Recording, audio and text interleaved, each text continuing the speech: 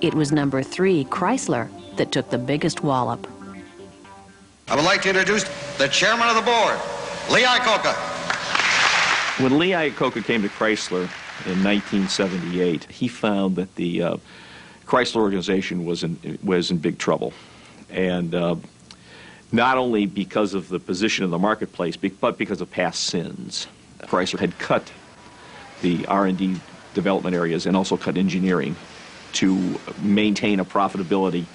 The next problem he found was that they would build more cars than they had orders for. In fact, it was not uncommon for them to have something like 100, 150,000 cars sitting somewhere in Detroit waiting to be shipped. There seemed to be the mindset that Chrysler was going to go broke, that they weren't going to make it. So when he walked in 78, he said it was a big mess, and he was right, it was a big mess. My excuse for coming to you is real simple. I'm running out of money, and I'm going to have to shut down. In his effort to save Chrysler, Iacocca turned to the federal government for help in what would become known as the Chrysler Bailout. The government wanted to save Chrysler for a couple reasons. And Jimmy Carter in 1979 is running for re-election. Carter could not afford to let one of the largest automobile manufacturers go out of business and then lose all those union jobs and still get the Democratic nomination. The other thing is, I think it was an idea of just a symbol. You know, in 1979, the country was doubting itself, whether we really were the best in the world. If Chrysler had gone out of business, I think that just would have thrown more a negative stigma into the American public's psyche that maybe we weren't the best. The government aid to Chrysler came in the form of loan guarantees. The overall package was a loan guarantee from the government for, I think, $1.5 billion. And then there were a series of concessions given by suppliers, by union people, by state and local governments. The union had to give back, I think it was $2 an hour to Chrysler, plus take some freezes, plus allow some changes in work rules, and allowed Chrysler the ability to close some plants. The UAW was willing to agree to these terms because I really had no other options.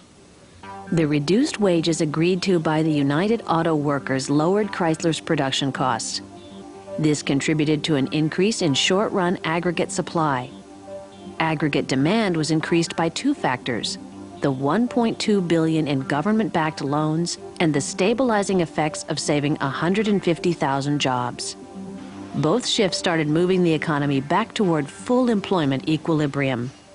Chrysler got back on its feet through a couple of different things. First of all, one, Iacocca had taken the workforce from 40,000 in 1979 to about 22,000 in 1983. Reagan's tax cut certainly helped stimulate demand during that period of time.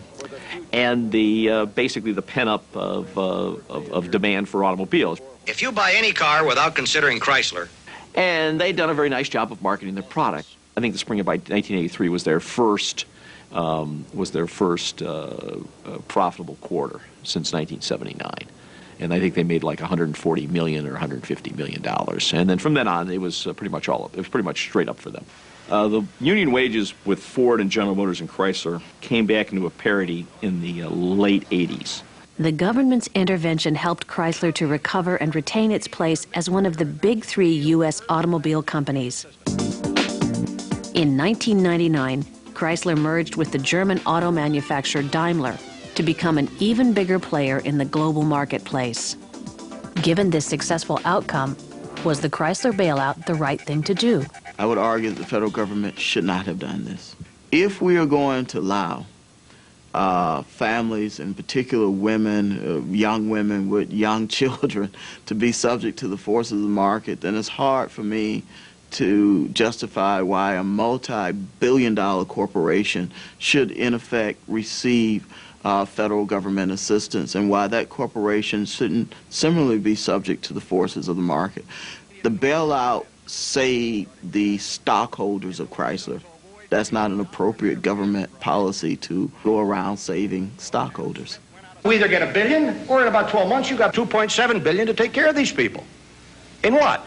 Not seed of training. You won't train them fast enough. It's in welfare payments. Chrysler came to the government as a private corporation, a profit-making corporation, and said that we need your unprecedented help. don't let us fail, because the economy will go down with it. In terms of economic rationale, you don't want to encourage bailouts, throughout the economy. What if several other companies took cue from that and thought that they could be careless or not quite as responsible in their affairs?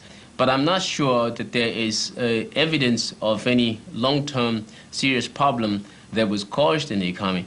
Basically, it is still not a very good idea for the government to create an environment where there are distortions in the marketplace or in the economy.